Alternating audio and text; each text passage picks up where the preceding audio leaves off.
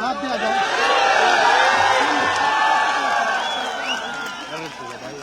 जय भीम। फोटो ले लेंगे कि और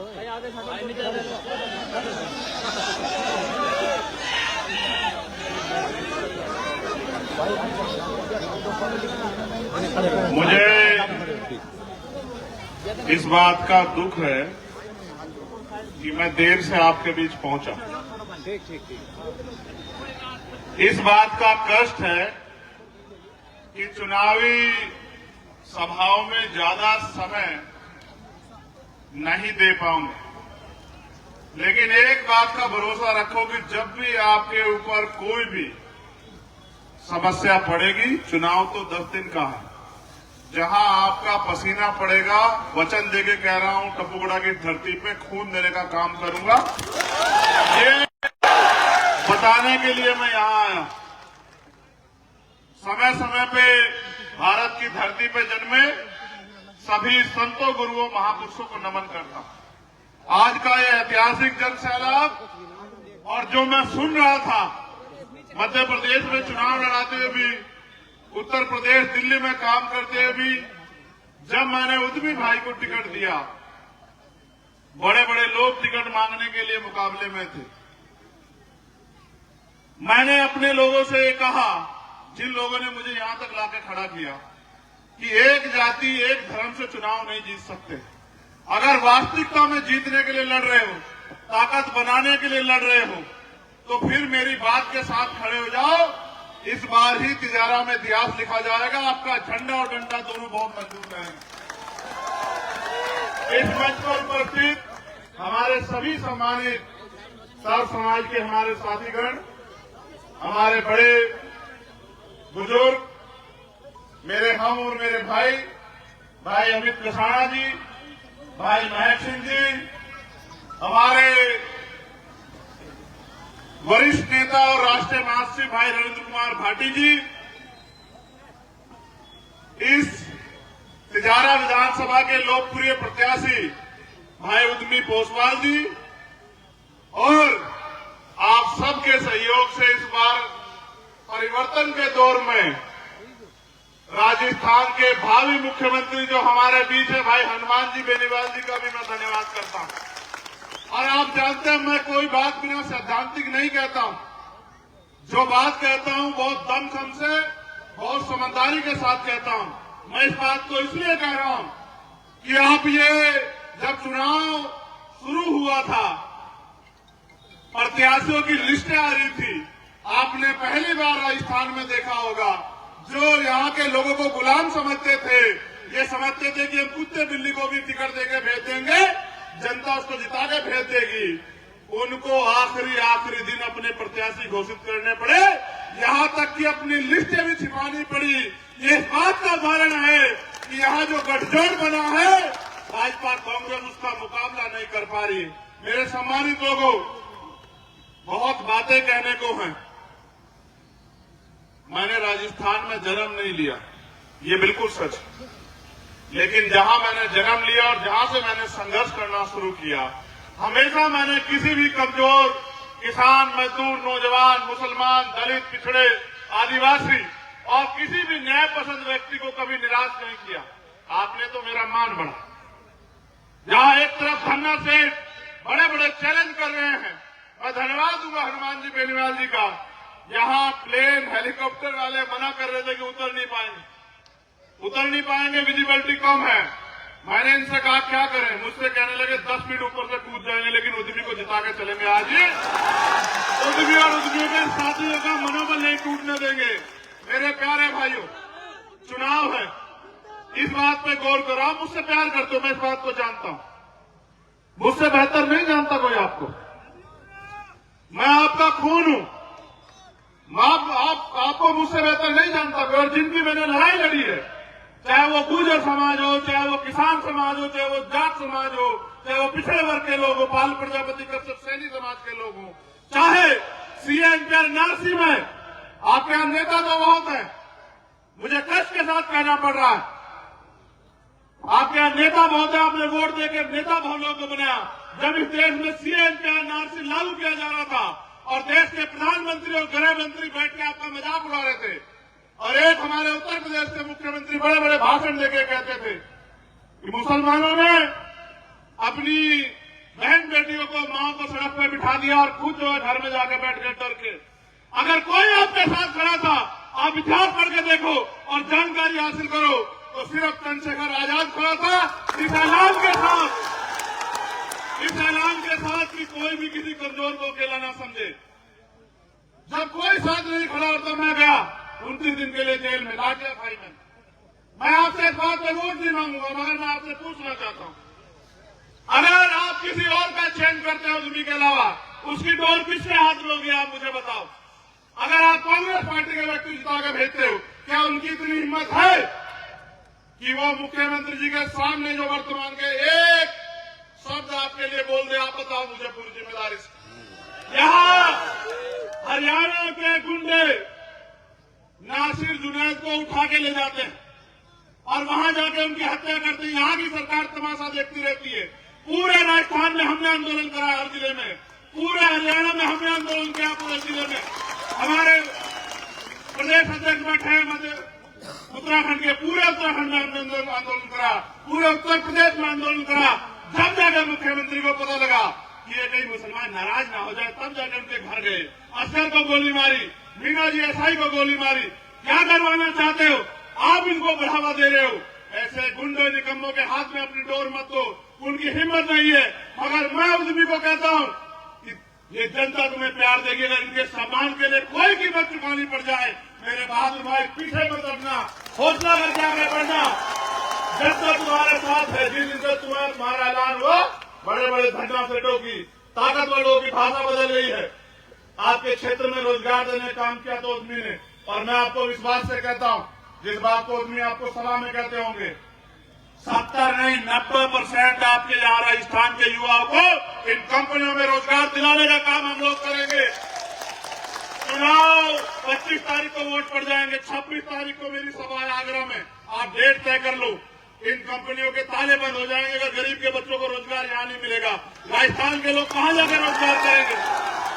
देखो मेरे प्यारे भाइयों, ये सच है कि चुनाव वाकई में 1 महीने का होता है, लेकिन मैंने कभी चुनावी रिश्ता आपसे रखा ही नहीं। एक तरफ कांग्रेस के उम्मीदवार हैं जिनका ये नहीं पता कि वो कभी कुछ बोल पाएंगे नहीं बोल पाएंगे, और भाजपा वालों की बात मैं करूंगा नहीं, क्योंकि पूत के पैर पालने में दिख जाते हैं। आपने उनको सांसद बना के देख लिया, बताओ आपके लिए क्या किया। अब वो कोई और जिम्मेदारी मांग रहे, हाथ जोड़ो उनसे यार, क्या करोगे उनका? बताओ, आप खुद सोचो ना।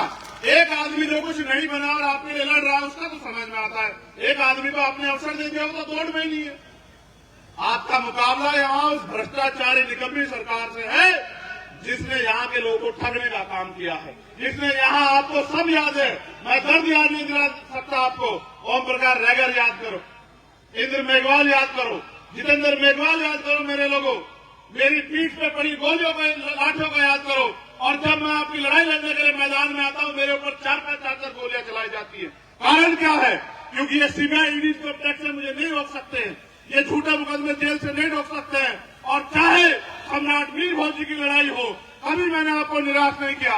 इसलिए मैं आपसे कहना चाहता हूं, अगर वास्तविकता में आगे बढ़ना चाहते हो, लोकतंत्र है, वोट का अधिकार आपको गुलामी से मुक्ति के लिए मिला है, तो ऐरो गैरो के चक्कर में मत पड़ो। आपका सीधा सा मुकाबला खुद से है। अगर आपने जितनी संख्या में आप जुटे हो, अपनी वोट का प्रयोग और अपने परिवार की वोट का प्रयोग यहाँ के बेटे के लिए किया, तो मैं लिख के देता हूं कि आपका प्रत्याशी 25,000 से जीतेगा। और अगर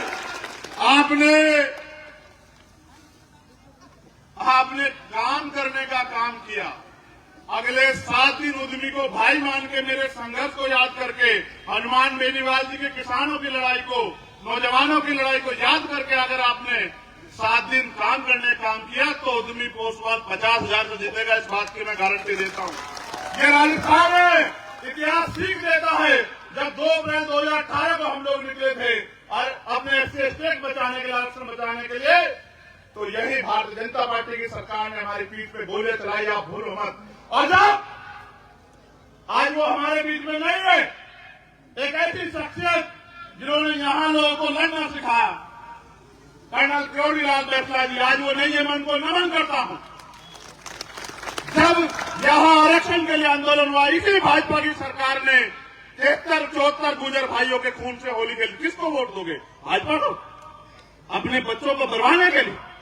जब यहां हरियाणा में आरक्षण आंदोलन हुआ, इन पे गोलियां चलाई, 60 से ज्यादा जाट समाज के भाइयों को मारा।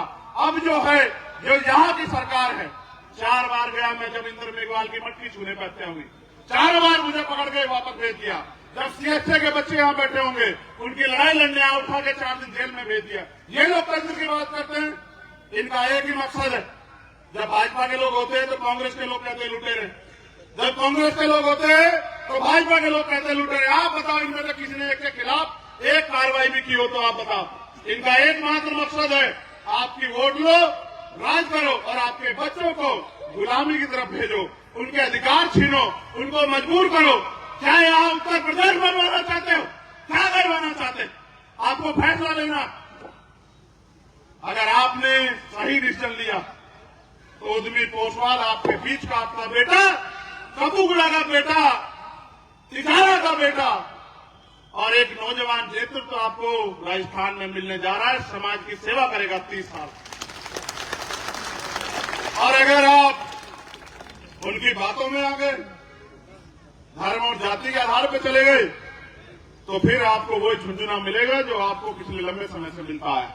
मैं तो आपको जिम्मेदारी से कह रहा हूं, मैंने उद्यमी को भी कहा था और हमारे नेता बैठे रविंद्र कुमार भाटी जी, मैंने उनको भी कहा था, हमारे किसान नेता पुष्पेंद्र चौधरी और हमारे प्रभारी सतपाल चौधरी बैठे हैं, कि मैं उद्यमी की सीट के लिए अगर मुझे रात को 1-1 बजे तक जाके काम करना पड़ेगा तो मैं करूंगा, लेकिन मैं उद्यमी को कमजोर नहीं पड़ने दूंगा। उसका मुकाबला बहुत ताकतवर लोगों से है। और मैंने उद्यमी से पूछा कि भाई समाज का भी दबाव आएगा, पैसे का भी दबाव आएगा, तेरे काम भी बंद हो सकते हैं, तेरी जान पे भी आ सकती है। तो मेरा दिल इतना बाग-बाग हुआ। एमपी साहब, उद्यमी का जवाब सुन के उसने कहा गर्दन कट सकती है लेकिन झुकेगी नहीं। जब इसने मुझे जवाब दिया तो मैंने कहा कि फिर याद रखना कि वो दिन चले गए गर्दन काटने वाले, कटवाने वाले। ये लोकतंत्र है, रानी का बेटा राजा नहीं बने। राजा वो बनेगा जिसको जनता वोट देगी। और जनता आप जानते हैं, सर्वे आप करा लो, आपको पता लग जाएगा कि हर जाति धर्म का वोट जो है वो उद्यमी के साथ है। फिर बताओ कोई कैसे जीत जाएगा? तो मैं आपको बार बार कहता हूं, मेरे नेता मान्यवर काशीराम साहब कहा करते थे कि जिनका दल मजबूत होता है उनके अंदर बल होता है, और जिनके पास बल होता है उनके द्वारा समस्याओं का हल होता है। आप तय करो। मैंने तो जितनी मुझसे आपने सेवा मांगी की, अपने दिल पे हाथ रख के बताओ, क्या मैंने आपको निराश किया? कभी मैंने आपको पीठ दिखाई? आज मैं आपको पीठ दिखा सकता हूं जहां मेरी पीठ पे 4-4 गोली चलाई गई, लेकिन मैंने 3 दिन के बाद मैं भरतपुर में था। गोली लगने के 3 दिन बाद मेरे सब साथी जानते हैं, सद्दाम भाई और सब लोग, भरतपुर में सवाती में 7 घंटे बहते खून के साथ आया। और जब मैं स्पीच कर रहा था मेरा खून बह रहा था, लेकिन जब मैं यहां से गया 7 घंटे तब मेरा खून बह रहा था। मुझे डॉक्टर ने कहा कि मरना चाहते हो? मैंने कहा मरूंगा भी और जीऊंगा भी उनके लिए जिन्होंने सम्मान दिया है, और तब तक लड़ता रहूंगा जब तक उनको स्वाभिमान सम्मान की जिंदगी न दिला दूं। बहुत लोग आएंगे आपको बिखराने वाले, गुमराह करने वाले, बंटवारा मत कर देना वोट का। क्या तो मुझ में कोई कमी है तो बता दो, उस कमी को भी पूरा कर दूं।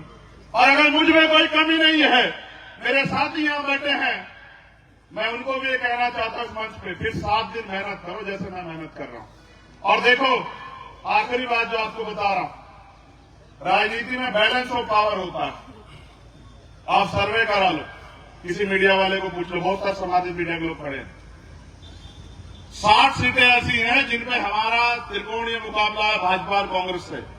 और सोचो, आप सबके आशीर्वाद से, क्योंकि जनता सबसे बड़ी ताकत है, अगर हमारे जो विधायक जीत के आएंगे तो मीडिया के लोग बार बार पूछते हैं कि भाई आप किसकी मदद करोगे, कांग्रेस की या भाजपा की? तो हमने कहा भाई इनकी मदद तो जनता ने बहुत कर दी, जब जनता ने नकार दिया तो हम इनकी क्या मदद करें? अब तो हम अपना बनाने की तरफ चलेंगे। हम पे नेता भी हैं और हम पे काम करने वाले सिपाही भी हैं।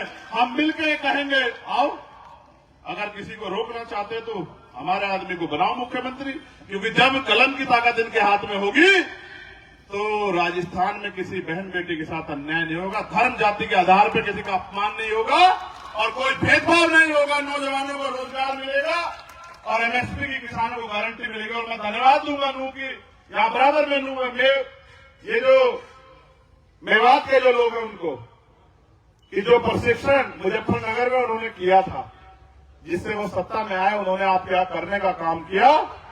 आपने बहुत शालीनता से हाथ जोड़ के अपनी एकता दिखा के, और यहाँ के मैं गुर्जर और जाट समाज के भाइयों का भी, किसान जातियों का भी धन्यवाद करूंगा कि उन्होंने एकता बना के अमन चैन का पैगाम यहाँ देने का काम किया, उनके गलत मंसूबों को नाकामयाब करने का काम किया।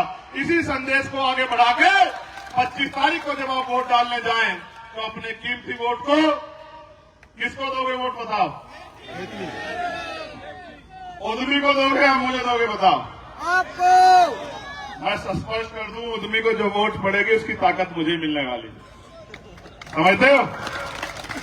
और उद्यमी का भाई हूं मैं, उद्यमी के साथ खड़ा हूं आज भी, और जब तक जीवन है तब तक जिम्मेदारी से लड़ूंगा, ताकत से लड़ूंगा। और एक नहीं है, अभी तो 1 और 11 है। हमारे नेता बैठे रविंद्र कुमार भाटी जी, 1 और 11 और 1 और 11 नहीं, 101 है, 111 है, और सब पे भारी पड़ने वाले हैं।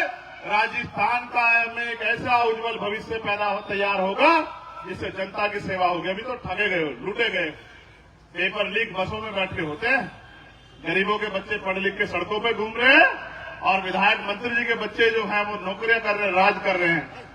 खूब धंधा चल रहा है बजरी माफियाओं का, और लाठियां खाते हैं किसान। इसलिए कह रहा हूं, इस बार मत होना परेशान, और अपनी कीमती वोट को देके केतली के निशान पर और ताकत मजबूत कर देना आजाद समाज पार्टी, राष्ट्रीय लोकतांत्रिक पार्टी की, और गठबंधन का झंडा गाड़ देना, और फिर ये देखना कैसे आपके जीवन में परिवर्तन होता है।